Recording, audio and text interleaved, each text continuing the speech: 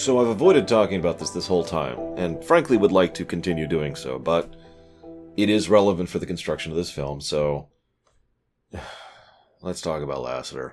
Briefly. Alright. Lasseter was attached to this film. No, it wasn't attached alone, but it was him and some dude, I didn't even write down his name, who were both directing, and then Rashida Jones and Will McCormick, who were both writing. And they sat down, started hammering out the story, started hammering out things. And there were some usual delays, usual stuff, the kind of things you've probably heard me say 20 times or so by now. And then in about mid-2017, some odd things started happening. So Lasseter suddenly was like, you know what? I just can't do this. I'm too busy. I have all of my other duties as the head of Disney and the head of the animation department, and I've got all these other things to cover. I just can't be involved in the project anymore for some extremely mysterious reason. Right about now is also when Rashida Jones and Will McCormick walked away from the project for creative differences. This is also historically when some of the first allegations of let's call it sexual impropriety, I think is the best way, based on what is described, started surfacing with regards to Lasseter and his approach to the workplace. Now, this is different from a full-on, Harvey Weinstein, which is way, way worse than what we're talking about here. And I just want to make that distinction, but it's still exceptionally unacceptable, because duh. So these allegations are probably why he ended up bowing out of the project, and probably why he lost his writing staff. It's worth noting that Rashida was one of the women who actually was, or I shouldn't say women, I don't know their gender. Rashida was one of the people, the article I read didn't actually mention the gender, was one of the people who leveled such allegations at Lasseter. And many more of these allegations came up, and then 2018 kind of rolled around, and then Lasseter was fired, and then, by the end of 2018, he was completely gone from the company. Would later go on to work at DreamWorks for an extremely brief period of time, before he decided to go make his own animation studio, which still hasn't put anything out. So that's thoroughly unpleasant to see someone in a position of power abuse their position like that, and apparently that is a rather common thing in Hollywood. Why? I mean, okay. I said I'd talk about this. I just want to mention one thing briefly. You may remember, I've actually talked about this a few times in my show. It's come up on the Deep Space Nine stuff. It's come up on, when it comes to Iron Man 2, this came up. There's this weird tendency in Hollywood to not talk about things, to have this sort of gentleman's agreement to just not go over it, to not disclose publicly why things happen behind the scenes. It's our business, let us deal with it. That kind of attitude. And that's been prevalent in Hollywood for longer than I've been alive. And that kind of attitude, well, there's a reason it exists. And there is a legitimate reason, I should say. And that legitimate reason is public perspective on a work can damage the actual inevitable work. Star Wars: A Solo Story is probably one of the most perfect examples of that. Good Dinosaur is another one. So there's two movies I've covered where public acknowledgement and understanding of the bad, troubled production led to worse sales, right? I mean, sure. So I kind of get that. I still disagree with it because that's the only legitimate reason I could come up with for that. Other than just simple privacy, I suppose. That's valid. But the problem is simple privacy doesn't cover it, and, well, when you have a standard policy of don't talk about it, crap like this can happen, and can be gotten away with for years. There's actually something called the Harvey Weinstein effect, which posits as a psychological theory that once that one big case broke, it became okay, culturally acceptable to start talking about this sort of thing, which even still, as of this recording, is still only beginning to seep into Hollywood. And even that has its own problems, because then we have the possibilities of using these kind of accusations as a weapon to try and hurt someone and hurt their career, even if there's no truth behind those allegations. And so you kind of see how this is all just a giant mess, right? I guess there's no real solving the mess, but it probably didn't help to have this whole don't talk about it attitude for decades upon decades. Anyways, moving on. Point being, Lassiter, by virtue of being a creep, effectively torpedoed his own career and cost himself his slot and seat, both the slot in Toy Story 4 and his seat at the biggest animation studio on the frickin' planet in the history of the ever. So good job, buddy. I sure hope it was worth it. Idiot. That then leads me, of course, to now what? Now, it's not exactly an unknown within the regards of Pixar for them to have a troubled production where they have to torpedo a script. This wasn't as bad as Good Dinosaur. They weren't actually in production. They were still storyboarding and scripting and still figuring out casting. And then this happens. However, it is worth noting that by every account I've read, the amount of the original script that was thrown out the window when the new team took over is well over half. Probably more than that. It's entirely possible what we're looking at is effectively a new script that is only borrowing character names or bits and pieces of individual ideas from previous stories. Cool. Now, this also ran into an interesting little side problem here. First of all, Don Ridley died. Okay, hang on. Well, I guess we'll just talk about Don Ridley died. He was the voice of Mr. Potato Head. That sucks. Nothing new to add to that. That just sucks. But because the production of this film was delayed so much, he didn't actually get to be involved in the process. What ended up happening was his family reached out to the studio and insisted that they find some way to make him involved somehow. And so you notice Mr. Potato Head has almost a total lack of presence in this film, in contrast to the first three, where he was arguably one of the main characters, and certainly one of the characters which had among the most dialogue. Like if you were to list it, there's Woody and Buzz, and then Mr. Potato Head would probably be somewhere in the top 5 after that. He has almost no presence here because all the lines here are from previous lines that have been recorded over the last few years. Now, was this done so the family would get money from the film? Was this done so that they wanted him to fill out his one final journey? You pick on that one. I don't know. I have no idea of the motivations involved. It is interesting to note, though, that while most of the Toy Story films are in many ways ensemble pieces, this is Woody's story through and through. And that's appropriate, because it's probably Woody's last story through and through. There's a reasonably good chance we will not get Woody going forward after this. We might get a Buzz thing. We might get a thing for the rest of the toys. We might follow some other journey within the Toy Story element, but I'm pretty sure Woody's story is actually done. Then again, I said that back in Toy Story 3, so what the hell do I know? The other issue they were running into, like I said, this is funny to me. With all of these problems and the behind-the-scenes issues I just mentioned, they were like, you know what, we need more time. We're not crunching. We're not going to rush the movie. We're going to give it its time to breathe, give it the extra year, which means Incredibles 2, you need to crunch. Get that movie out right now. It's funny how simultaneously both how right and how wrong they get this. Anyways, whatever. Point being, they gave it the extra year, which it certainly needed, and worked the way and workshopped through it. And what we have is Toy Story 4. Now, I saw this in the theaters with Third. This is one of my stream discussion ones. Probably the worst post-stream or post-movie stream discussion I've ever done. Because while there are topics in this movie, and we will discuss them in this rumination, it's mostly a comedy. And so mostly it was just me remembering humorous scenes with viewers and us laughing at them. And that's neat and all, but that's not much of a discussion, is it?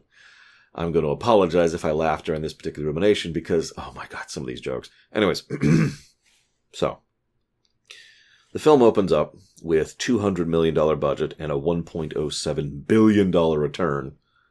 So yeah, I don't think they're crying over that extra year. The film opens with a crisis of the toys being caught out in the rain. And they're like, oh my gosh. Now this is a nice, reasonably well done scene. Good stuff here. Good stuff. Can I just gush about that rain? Oh my god, I know I've been talking about this since frickin' Finding Nemo. Actually, arguably, no, Cars. Sorry. I've been talking about this since Cars, and it's just been this recurring element that the terrain, the environmental design, is so mind-blowingly, jaw-droppingly good. It is actually getting to the point where I don't know how to describe it anymore. This is insanely good looking. Actually managing that kind of rain effect, and the rain itself, the sheen it puts, the way it affects the lighting, the nature of how it hits the ground, the nature of how it moves on the ground, the nature of how it moves other things on the ground. Oh my God. Absolutely brilliant, incredible technological prowess here. So, the suddenness of change. Sometimes things happen and you just don't really have a chance to react to it. So that's neat. You notice Woody almost went with Bo Peep. Just was really tempted. But then Andy came out and he's like, no, I'm Andy's, that's my kid. I'm Andy's toy. And as Bo Peep drives off and he's lying in the rain, there's just this subtle sigh as he stares, and then Andy notices him and he goes back to toy mode. Now, right off the bat, they start with the big theme of this one, but I'm going to kind of build up to that later. But it is interesting how they hit that running right out of the gate. So we see a quick montage of the events of 2, the events of 3, or I guess the late 2, and then the events of 3, leading into giving Woody to Bonnie. This then leads to Bonnie completely neglecting Woody. I'm only even commenting on this because it's one of the more common things I hear people say about this film. Oh, come on! After all that crap, she doesn't even care about Woody? Especially if you remember in Toy Story 3, which I just watched a couple days ago, there's this bit where, Andy was not going to give Woody to her. It's like, no, he's not supposed to be in here. And Bonnie was like, oh, but Mr. Cowboy. And remember, she'd already had fun playing with him. So naturally, she immediately abandons him. I suppose immediately is a bit too strong of a word, but that is the very strong emphasis that's being put in this film, that Woody is a closet toy. Just thrown over into the closet and left on the shelf. He's been shelved, etc., etc. I know. Kids are kids. Still. So, it's, This film is by far the one that most strongly touches on the theme of parenthood. It's something that's been present to some extent or another in all the Toy Story films, but this one isn't even subtle about it. But it also does it, I don't know how to describe it. Again, anyone out there who is a caretaker or has been a caretaker, has been a parent, knows exactly what this feels like, because there's a unique selflessness to the way Woody acts in the first chunk of the film. He's, in previous things, he would be bothered. Like, again, he's matured. We talked about that in Toy Story 3. In previous films, like 1 or 2, he would be like, oh my God, how dare they put me in here? I need to get back out there and get to play. And here, he's only thinking about her. And he finds out about her first day at kindergarten. And everyone's like, don't worry, it's all going to be fine. But Woody has been there before. He actually mentions his experience with kindergarten before, which makes sense. He's from the frickin' 50s. We've discussed this before. Another little tidbit of there. And so he insists he needs to be there to watch her and take care of her, to keep an eye on her. It's not, and you'll notice that she doesn't give a damn about him and doesn't play with him, and in fact has the worst possible reaction to him. Total ambivalence. I'll actually talk about that more later too. But that is, in my opinion, worse than if she actively disliked him. The fact that she simply doesn't acknowledge that he exists. I actually know what that feels like. That's happened to me once with my niece. Just the once. It's never repeated. I go over to visit and she rushes up and glomps me the first time she sees me. But there was this one time where I had a thing I was dealing with and I couldn't make it to an event on time. And I'm actually tearing up just a little bit thinking about it because it is hurt like hell. She didn't notice I wasn't there. That ambivalence hurts much more, doesn't it? But Woody at no point stops trying to be her parent. Her, trying to take care of her, trying to be there for her. Now, I'm going to talk more about that in a minute, but I just wanted to mention that because the first part of the film really hammers that this is not some kind of clinging to the past thing. Despite the fact that there's a tidbit where Bo Peep actually accuses him of that outright, I don't believe that for a second. There's just too much on display that this is being done out of a genuine love and care for another person and not for selfish reasons. This is what he has left to do. This is his final purpose, is to take care of this person. That's his life. Let's freaking do it, right? Anyways, so Woody goes in and acts like a parent. Here's some supplies to make something. Can I also say, how many of you remember your experience with your first day of kindergarten? I would imagine most people don't. It was kind of young. I actually do. Now, my experience was actually really similar to this. I know this is going to sound weird because I've talked so many times about how I was a very outgoing kid, but I actually had to work into that. I didn't actually fully work into that until probably about, I'd say about third grade was when I finally managed to be comfortable enough with myself to be the kid who would walk up to strangers and be like, hi. Before that, I was the kid who would sit there in the corner and say nothing because it was just this constant terror thing of, oh my God, and who's that person and what are they doing over there? And there's just this thing, and the way they show this is, oh, so perfect, oh my God. Plus the story, plus the gameplay. There's this bit where she's going through, and the camera bounces back and forth between two types of angles. One is a really big close-up on her to show all the level of her emotions and her body language, and the other is nice big wide shots to show what she's seeing, which is all the other kids who are just comfortable and relaxed and talking and playing with each other while they totally ignore her. Brilliant stuff. And then she goes and she finds a seat at the very far end of the table all by herself, and the asshole kid comes over. He gets smacked. And, what? Then Woody is like, here's the supplies. Imagine, reframe this a little bit in your head. Imagine for a moment that the kid's parents were there. And Bonnie is sitting all over by herself, alone and shy. And so one of her parents walks over, her dad in this case, to go with the Woody parallel, walks over and is like, don't you want to sit with the other kids? No, I'm okay over here. Okay. Then the dad walks over, grabs some of the supplies, and just kind of puts them there for Bonnie to play with. Says, here, got you a couple things. You can make whatever you want. And then goes back to standing with the other parents on the wall, which is where the parents are standing. Isn't that how that went for everyone else? Like the first day of school, the parents would come in and they'd be over there just kind of just as a just-in-case sort of a thing. Was that just me? I mean, this is the 80s I'm talking about here, so I have no idea if they do that anymore. So you can kind of see how it continues to have that particular beat. And then she's adorable. I finished kindergarten! Oh, kiddo, if only. So the toy rules get bent a little bit here. Forky is something that she built and played with and therefore now has the essence, spirit, magic, whatever it is, of a toy.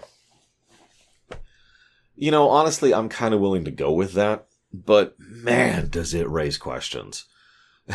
As Trixie says, I have all the questions. Oh my gosh. It also kind of makes you wonder a little bit because he has this fixation with trash. Now, later on, he actually explains this in character reasonably well. He has a familiarity with trash and a fixation on trash because of how he perceives that. That is what he thinks of as his comfortable place, his safe space, right? So that makes a degree of sense. This then helps him to understand other concepts as well, as Woody teaches him like you would a parent teaching a child. But it doesn't really explain why he is so insistent on rushing to the trash early on, unless it's just a silly gag. But this film would never do a silly gag at the expense of story. Anyways, moving on. So, Woody, this also, you may or may not have heard me give the speech about why it is, my theory as to why it is Buzz, of all toys, continues to follow the toy rules despite not realizing he's a toy. And as I said, it's kind of a reflex thing, automatic thing. You don't think about breathing. You have to actually put thought and effort into not breathing, right? I think this applies similarly with Forky, who consistently continues to do the dead stick thing every time the Bonnie or the parents are actually interacting with him, as if it was just a normal automatic thing for him to do, even though he has no possible understanding that and doesn't even think of himself as a toy. This would also be considered to be proof that he is, in fact, a toy. I'd say this is stretching it a bit, but actually I don't think it's stretching it that much. It just really does raise a lot of questions. Like, where's this coming from would be the most automatic one. Like, where is this essence, this soul of toy being generated, and who is deciding what it goes to and how, and just stuff like that. Anyways, so we then have a small but important point. She is totally and consistently ignoring Woody to the point where she doesn't even notice his presence. He continues to be a parent. And Buzz, there's this whole montage of this. I guess I already talked about this, sorry. This is when I wrote down my notes about this. Because this happens consistently as Woody sacrifices constantly to try and keep Forky with Bonnie to make sure Bonnie is still happy and taken care of, at great sacrifice and cost to himself with absolutely no acknowledgement. Also, Buzz is an idiot in this film for some reason. Where does that come from? It's probably my second biggest complaint about the whole film. Buzz just suddenly devolves into someone who is arguably stupider than he was in the first film. I don't get where this is coming from. Anyways. So, they go out the back. He gives a whole speech. I wish I'd written down the whole speech, because the whole thing is worth mentioning. So here's my truncated version of the speech here. Watching them grow up and becoming a full person, and then they leave. They go and do things you'll never see. And don't get me wrong, it feels good, but you still feel good about it. But then you feel useless, like your purpose is fulfilled. And then this leads to Forky relating to it. Oh, so you feel like trash. Yeah. Bonnie is your trash. Yeah. No, wait, what? But whoever wrote that has had children who have moved out. It's a strange and very unique sensation. And I don't know how to explain it. I'm sure most people who know that sensation just look at it and be like, yep. Immediate cognition, right? It sometimes is described as empty nest syndrome. In some cases, it could be expressed as a midlife crisis. But either way, he very accurately describes the parenthood theme and what it's like, letting go of your kids. This introduces us to Gabby Gabby. She starts off as kind of an inverse Lotso. See, Lotso started off as this warm, loving, hugging, I'm a hugger. And he was all friendly and affable. She starts off really creepy. Like just straight out of the bat. Hello. Oh my, you have a voice box. Come with my incredibly creepy ventriloquist dolls, please. Okay, that's terrifying. Creepy vibes, creepy vibes. This then leads to them escaping, getting to the park. And the park is very, very briefly shown to be similar to the play school concept. They don't have a kid. Instead, they have a bunch of kids they can play with regularly, because the kids come to the public park and there's just public toys there. So, okay, yep, that's kind of cool. I'm with that. I already kind of discussed that topic back in Toy Story 3, so I don't really need to rehash it. But and we all saw this coming. We all knew Bo Peep was going to be in this, ignoring the fact that she was all over the trailers and the posters. The fact is, the movie advertises it very well within the narrative. But Bo Peep shows up. I love how they are both immobilized when they get their reunion. And it's a good reunion. They're both nice. Everything's cool. Anyone feel bad about Winter, the Winter G.I. Joe wannabe? Combat Carl, that was it. High five! No? He deserved that high five. The film represents two perspectives here. Both of them are the perspectives of adults. On the one hand, the responsibility of a parent, which effectively means being tied down. On the other hand, the freedom of having your own life, of being able to do your own thing and what you want to do with your life. What I really like about this is most fiction, when it does this dichotomy, does it not only so overtly, it's almost cartoonish, but also doesn't really portray, it almost always slants one side or the other. You should be responsible, or you should be your own person, right? I've seen this dichotomy shown constantly throughout fiction, in shows and games, books, movies, theater. What I love about how they show it here is both sides are given a fair shake, and most importantly, both sides are shown to be in a positive light. Bo Peep is obviously legitimately happy with her life of being able to do what she wants and how she wants to, and just having that kind of freedom to engage in hobbies or interests or whatever, because she doesn't have a kid tying her down. Woody absolutely loves taking care of Bonnie. Even though she has completely neglected him at this point, he still obviously cares about her enough to be invested enough to consider this a fulfilling and enriching experience. Right? There's some good stuff going on here on both sides. And the film will continue to show both of these things as we go throughout it. For the most part, the film has been showing Woody's perspective up till now. With Bo Peep entering the narrative, it starts to shift to her perspective predominantly.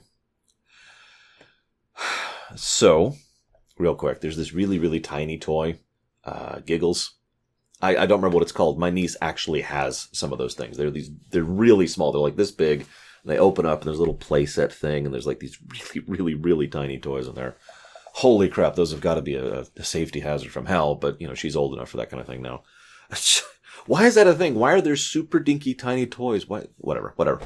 Why did they change math? So, this then leads to our first real subversion with Gabby. Because she's creepy and horrifying, and she's touching herself up while we hear Forky going, yeah, yeah. And the scene is framed, both in camera and in tone and in sound design, as if the villain is getting their pedicure or sharpening their fangs or whatever, doing some kind of cosmetic thing while some horribly evil act is going on, like while someone's being tortured nearby, right? I mean, you've seen that before. But then she turns around and Forky's actually being fixed. Forky's fine. Thanks. Yeah, no problem. This is probably our second real sign of what's going on with Gabby. But our first... Sorry, I said that wrong. Our second sign, but our first real sign of what's going on with Gabby. This then leads to the ideas of upkeep. If you think about it, an old toy could be upkept more or less infinitely, as long as you're keeping up with parts and supplies and paint and cleaning and all that fun stuff. But we also see how Gabby kind of gets characterization with Forky. By virtue of Forky's sheer innocence, she can then play off of someone. And that's important because Gabby herself is also actually quite innocent. I almost want to use the word naive, since she literally lacks experience. And we find out about her deep and burning, strong, burning, no, that's right, deep, strong, and burning desire, well, to be a mother. Let's just keep the parallel going here. She wants to have a kid. She wants that connection, that deep bond that Woody has, and that has been shown in previous films and is the first perspective I mentioned earlier. And she wants it specifically with Harmony, because Harmony is so perfect and amazing and it's wonderful. But I'm broken. I can't go and get her attention while I'm still broken. We'll come back to that. This then leads to Key and Peele. Alright. I'll talk more about them in just a second. So let's just move on from that. This is a good time to mention the good dinosaur problem, which is just starting to become a thing in these films. The terrain looks photorealistic in many cases. Never mind the inside, where you could actually picture this being an actual camera moving through a dusty back shelf area in an actual antique store. And then they have the cat, which is very close to being a photorealistic cat. Now, I decided to do a little bit digging because I kept wondering, why do they keep pushing this photorealistic stuff? And it just sort of clicked with me as I was staring at that cat. It's like, oh, it's for the live-action remakes.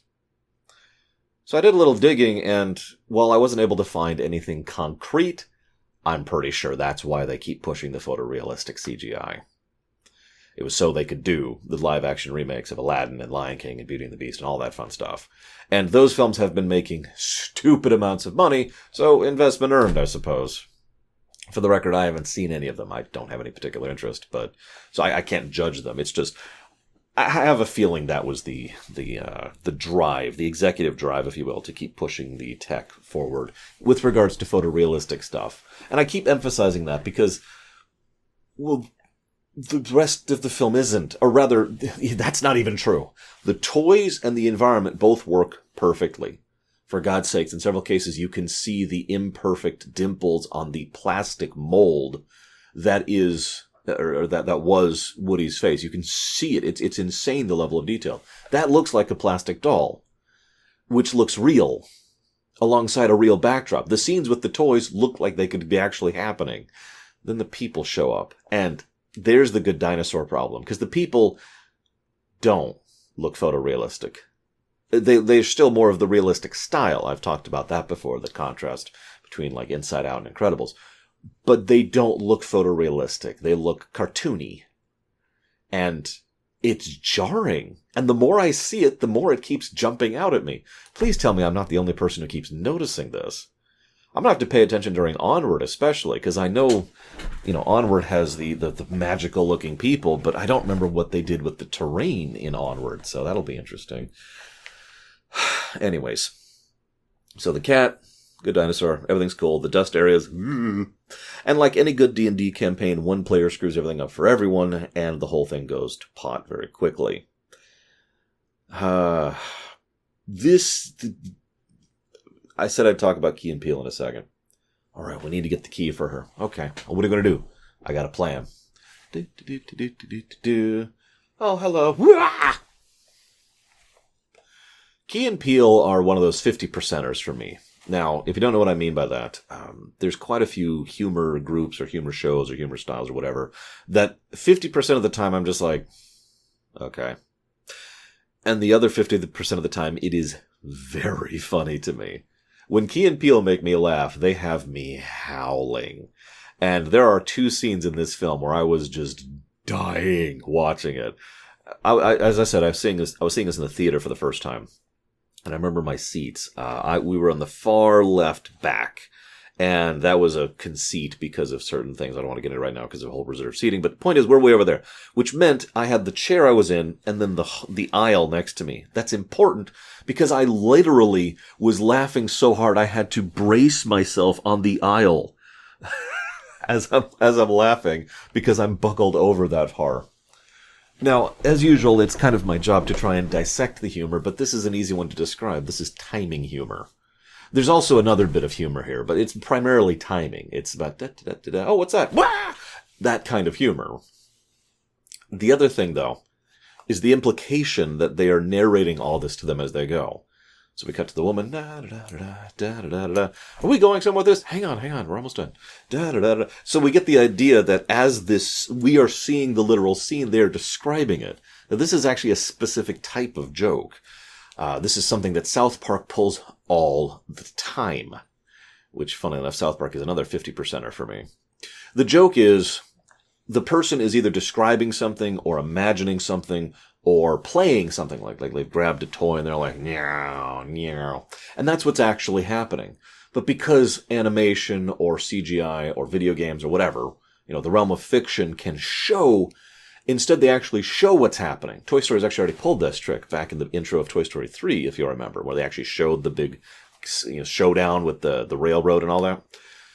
Now, that joke that's it by itself. But in order to turn it into a joke, you have to insert timing. What you have to do is you have to show it as this big dramatic thing. It has to be very impacting. Either, oh my God, someone's dying horribly, or you're my one true love, or, and then the dinosaur started destroying the city. And you have to cut immediately from the big moment, the high tempo moment, straight down in pacing down to what's actually happening, which is, I will destroy you, blah, blah, blah. And that's that approach to humor. So they've got the 2 approaches, both of which rely on timing and both of which nail beautifully.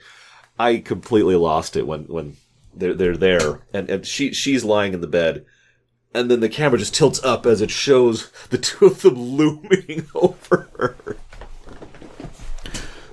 Sorry. I told you I'd laugh. Oh my God. Okay. Okay. So this is when Bo's perspective really comes into the forefront. Because, now this is actually subtle in its own way. All of these issues are because of how tied down Woody is. Well, I have to go get Forky because Bonnie needs Forky. I need to do this. I can't go out drinking tonight, guys. I can't go to the football game. I can't go hang out at the movie. I can't go have a nice restaurant. I have to take care of my kid. You see it? the specifics of the circumstances are sufficiently divested from the idea that the analogy is more of a metaphoric one than a literal one, which is good, by the way. But the concept is still there. I am tied down because I have to take care of my kid, right? So, Beau is, of course, shown in opposition to that, which leads us to Keanu Reeves as the Canadian Duke, of course. And then, how'd you get the key? Just drops right in front of him. This is when we have the big conflict between Beau and Woody and the two ideologies. What I find interesting about this scene is both of them are completely wrong, not in their ideology, not in their perspective, but in what they say to each other. She insists that he needs Bonnie, that this is all about him, and this is a completely selfish cause. But we've already seen that's not true. This is being done out of a genuine care and selflessness. This is him feeling responsible for his child. He also accuses her of being disloyal, of not understanding that kind of concept, except we've already seen that she was that kind of person to, I can't remember her name, Andy's sister. And, well, let's be blunt, to him, to Woody. She has done all of this and all of these shenanigans and all this adventures and gone to a place she hates to fight an opponent she dislikes, all because she was loyal to him. Both of them say things that are completely untrue to each other in their anger, and isn't that appropriate? This then leads to a very interesting scene, because there are three separate issues that arise from not talking. Woody doesn't talk to Gabby, Buzz doesn't talk to Woody, Beau doesn't talk to Woody. Something a trend here. Gabby, there's some good camera stuff in this. Gabby talks to Woody, and Woody's like, and he's got the pencil. But she decides, rather than trying to strong-arm him or steal it or whatever, which is what she's been doing up until now, she decides to just talk to him, just to his face. Now, you could argue, why didn't she do this before? That's valid. I'm not going to argue against it. I'm not going to try and say Gabby is a good person, but to call her evil is inaccurate. She is someone who is desperate, someone who very much wants to fix something that's broken about herself. How many of us can relate to that? And in her desperation to have a better life and to be a better person, she jumps the gun. She rushes after him. It's only after, not when she's cornered, not when he comes back, not when he doesn't have his posse. It is only when she understands who Woody is, because Forky shared all this stuff. And so she, now knowing the kind of person Woody is, decides to simply reach out to him. And it works. Because she is genuinely reaching out to him about this. Notice that as she's doing this, she and the ventriloquist dummies, which are still terrifying, start out in the shadows, but as she's talking, she literally slowly walks into the light of the window. So she successfully talks him into this. And she's so thankful. She's so happy. This part of me that has been so broken and so misled, that has prevented me from having my life for so long, is finally fixed. And this leads to the best scene in the whole film, because Gabby has been wanting this for how long, and she gets her chance, and it's finally there, and the kid, Harmony, has taken her, and nah. That hurt. That hurt. It's that indifference, that ambivalence, that not even acknowledging you're there, positive or negative. So many of us have things. It's such a beautiful scene. So many of us have things that we would love to fix about ourselves, that we try to fix about ourselves, and in many cases we do.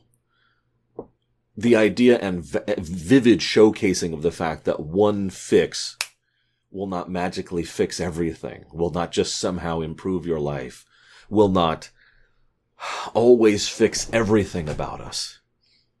Right? They might be thinking, God, that's horrible. Why even bother fixing yourself? You'll notice the film goes out of its way to show that that fix, her new box, does help. Not only does it lead her to a better life, it helps that little girl who's lost at the carnival later forgive me for skipping ahead here, but these scenes kind of run into each other, so forgive me. Because this section of the film is brilliant. This is the other reason why she is the inverse of Lotso.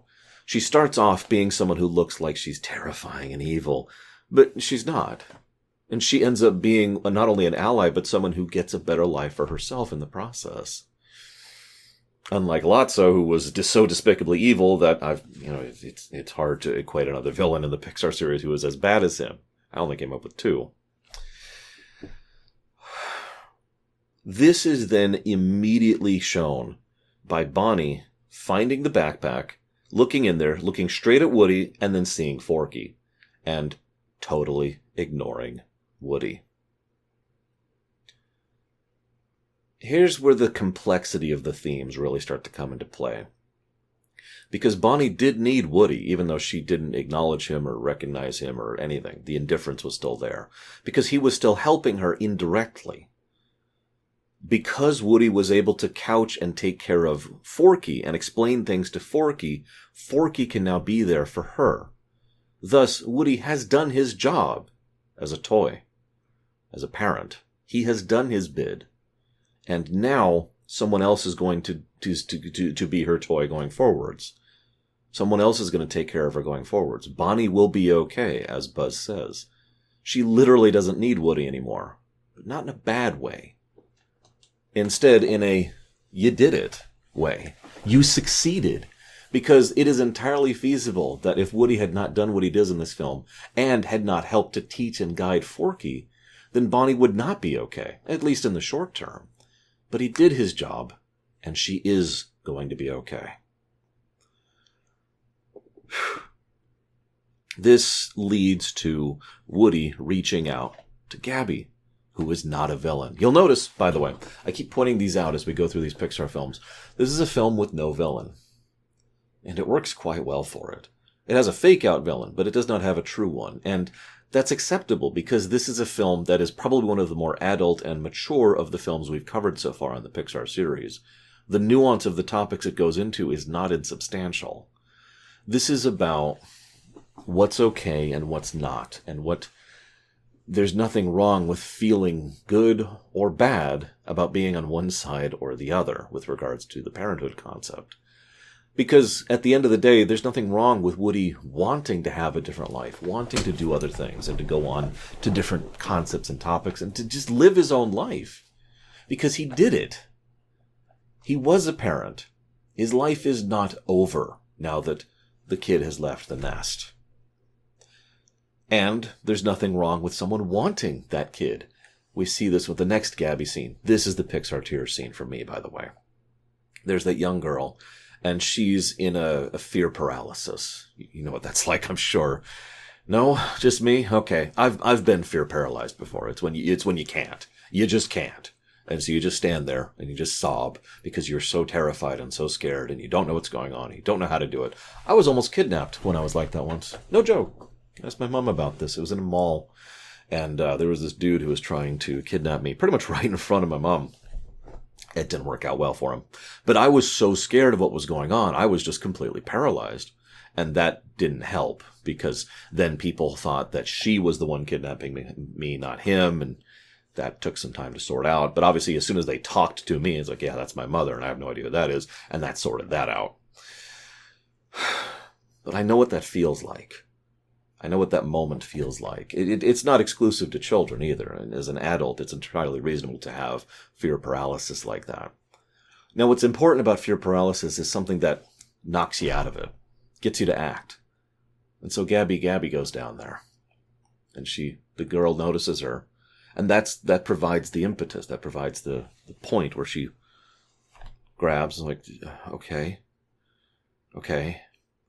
And because the girl now has to take care of the doll, she finds the courage to push herself out of that paralysis and to go ask a security for, help. Hey, I'm lost. And the security guard is just, oh, no, I got you immediately. And can I just say praise for that?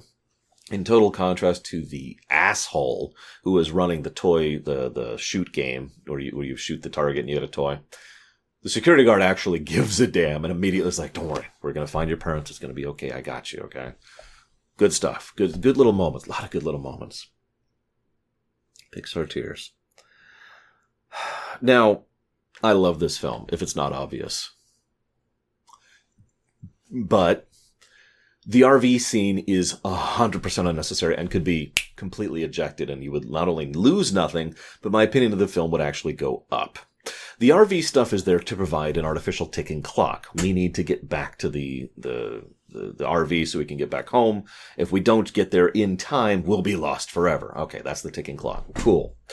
Many problems with this. First of all, this series has always kind of bent disbelief a little bit, but the idea that they could completely hijack effectively the RV and force it back is nonsense, even by this series' standards. I could forgive that if they did decent stuff with it, which they don't, which leads me to my next point. The ticking clock itself is unnecessary. There's no need for that kind of artificial drama here. The mere nature of what's going on is drama in and of itself. These are big, important, powerful character moments, and a final farewell to Woody and to the rest of the group, because this is the big goodbye. They treat it as such in every way. Big, dramatic, wonderful goodbyes do not gel with, oh my gosh, we've got to go, we've only got 10 seconds left. In fact, it actually irritates the piss out of me when they try to have the big goodbye when they only have 10 seconds left, especially since what usually happens in fiction is it's like, we're going to take this long, slow, careful moment to have this emotional thing, and then run to get out just in time. And they just get out in the nick of time, which would have been fine if they hadn't taken their sweet time saying goodbye. You get the point. But the other thing, though, even ignoring the obvious literal statements, because everything I've talked about so far has been on the literal side of things, even from a thematic or storytelling perspective, it doesn't fit. It's intended to be funny. I don't think it is. But even if it was funny, it still doesn't fit with the events of the outro and the finale. The finale is a big, emotional farewell moment, like Toy Story 3 was. It's the same concept. It is intended to be a decisive conclusion to what's happening between these characters and a true sea change in their dynamic with each other. This is intended from the beginning, actually. In fact, there were something like 7 or 8 different endings that were tossed around and ultimately rejected because it felt like none of them were sufficiently changey enough, which was the desired intent. There's no need to have this big, dramatic, ticking clock, weird, slapstick humor section in the middle of that kind of a moment. It actually interrupts the otherwise excellent scenes and pacing and storytelling. Complaining aside, we then see, the end. The status quo changes. Things are over. They say goodbye. Probably their final goodbye, if we're being honest with ourselves. And they go home. And Woody stays with Bo Peep. They get to have their kid. They get to have their life. Neither is wrong. Then we get the mid-credits scene. Okay. First of all, I lost it again, laughing here. Yeah, oh my god. Oh, and they slowly get bigger, and then the lasers come out of their eyes. And, remember what I told you earlier, that type of joke? You then cut immediately from that to the description of it, where they're actually acting it out. Yeah.